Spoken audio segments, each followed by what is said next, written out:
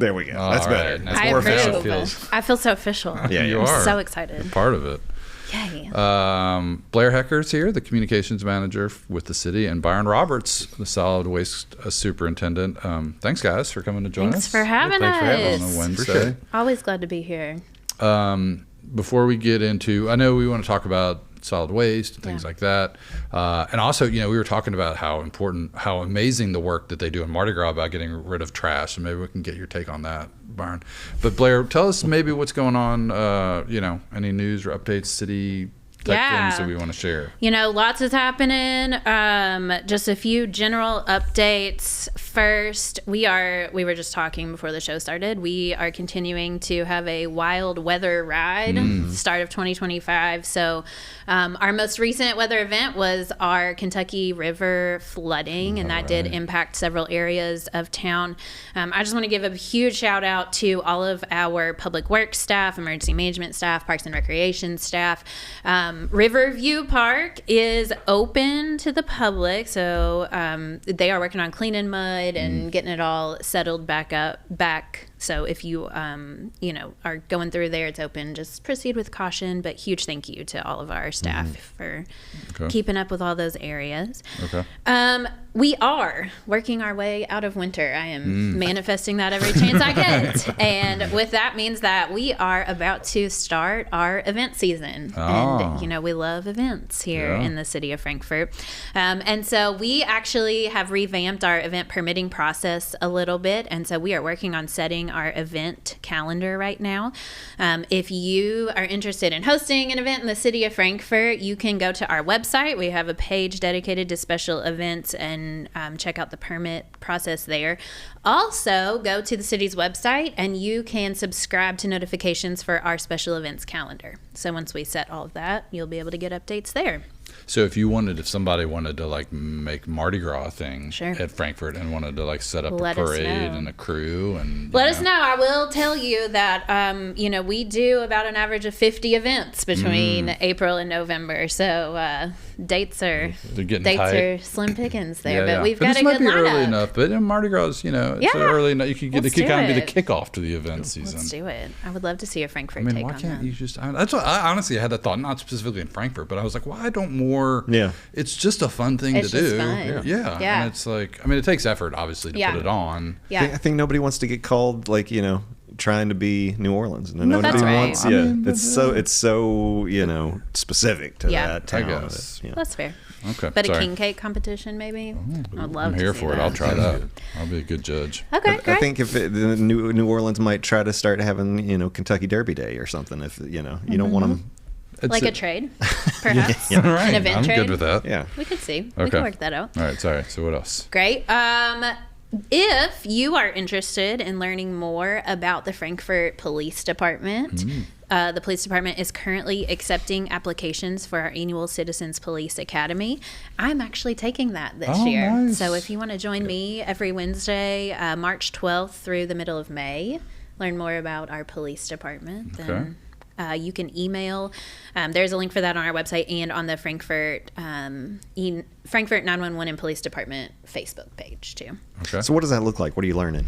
I'm not sure. Okay. I'm going to learn right along with you'll be able everybody to else. tell us next time. I'll be able to tell you next time. Yeah. So from what I understand, this is a program aimed at helping our citizens become more integrated with community policing. So learning what our department does, what services they offer for the community, and then how it takes our whole community to be proactive and work on issues of public safety and, coming together. And then I think the end goal is that we have residents in our community who are there to help and to assist and to provide some positive interactions along with our police department. Cool. Yeah. And then that's kind of it. So lots going on, about to kick off the spring season. Really, Byron's got the more interesting things to talk about. So. So maybe let's talk a little bit about what the services you guys provide, solid waste, and I think most people understand, but maybe there's stuff that they don't know about. Yeah. Currently, at our normal pre-fire situation, let's talk about that, fire. Right? We had a fire in September, truck fire in our building. There's one side of the building was almost a total loss. We're ServPro is working with their contractors, getting us back into operational shape very soon, we hope. But before that, we offered curbside recycling, curbside solid waste collection, and large or bulky item collection for about 10,540 residents of Frankfort. Okay. And we do it on a 4-day route week. And then we also, on our Mondays, we were offering a drop-off service for electronic waste. And then we also run a drop-off center for recycled material that's open 24 hours a day for any resident or visitor in Frankfort. Okay. So you guys, what happened? What was the effect of the fire as far as services go that you have not been able to do? We had to stop curbside recycling. We're collecting the carts now, whatever material's in it, whether it's recyclable material or not, because due to the fire, once the recycle is collected, we dump our material in our building, then sort it, then it gets hauled to Lexington by a private contractor for their final assortment. But without the fire was on that side of the building, and we've had no electric and no lighting, no nothing and actually part of the roof was bad. So but other things, electronic recycling, is that still happening or no? No, electronic is on pause at the moment. We're hoping to have it back by the 1st of April. That's what I'm shooting for. And we do. There will be electronic drop off for sure on April 19th. Us and the Franklin County Government Solid Waste Department are hosting our annual spring hazardous waste drop off. There'll be more information on our website, the county's website as well about it. So you guys are working through getting it back up and running, and we'll be back and better than ever when that happens. And how are people going to find out about knowing when that is?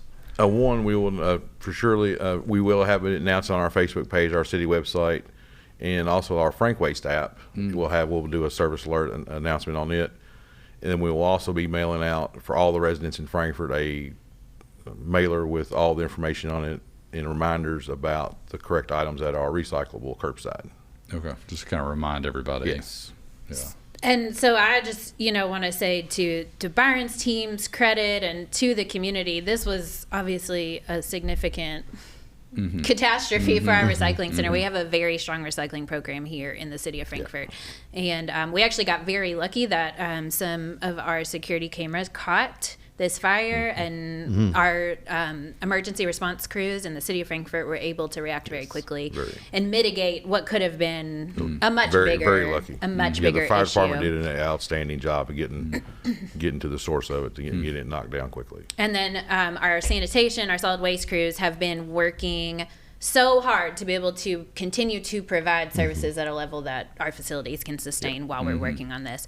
There are contract crews out on that Rouse Avenue facility every single day working on that. And so we really are at the finish line and anticipating that recycling services are going to be coming back online, like Byron said, within the next month. So that we're excited about that. I'd say everybody's really excited about that. The drop-off center will be the first thing that we open back up once we're operational before we do curbside, because we're still kind of the lingering effects of the damaged trucks are still with us. So the curbside will be on pause for a little bit, but the drop-off center will be open back up. And there will be a slight change to it for the residents that are used to visiting it before. It used to be we had a separate containers for the single-stream recycled items and a cardboard containers.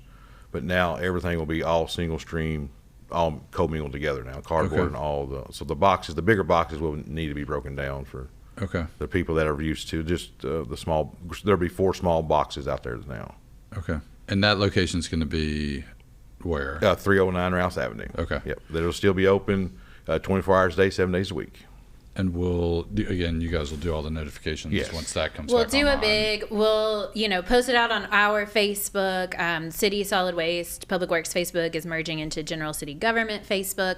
We will do an email blast through the city's website. So make sure, check out our website. We talked about this back in January on here, but again, go sign up for notifications. You'll get it emailed And you guys that are not way. going to be like, how you get like emails from Target every single day. Oh my You're gosh, not, no. You're not, you know, it's I really manually have to send the email. right. And it's going to be it's going to be like and you serious also, when you go on notifications. there and you log in, and then you can select what things you're interested in receiving Yeah, notifications good. about. It can be Yes. everything, or it can be one very Specific. small, specific Yes. area of the government. Okay.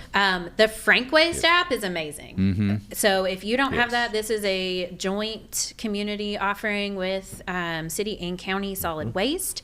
You put in your address, you create an account, you can get notifications just for reminders for your regular Yep. service When day if we pickup's make coming, yep. any Yep. route changes whatsoever.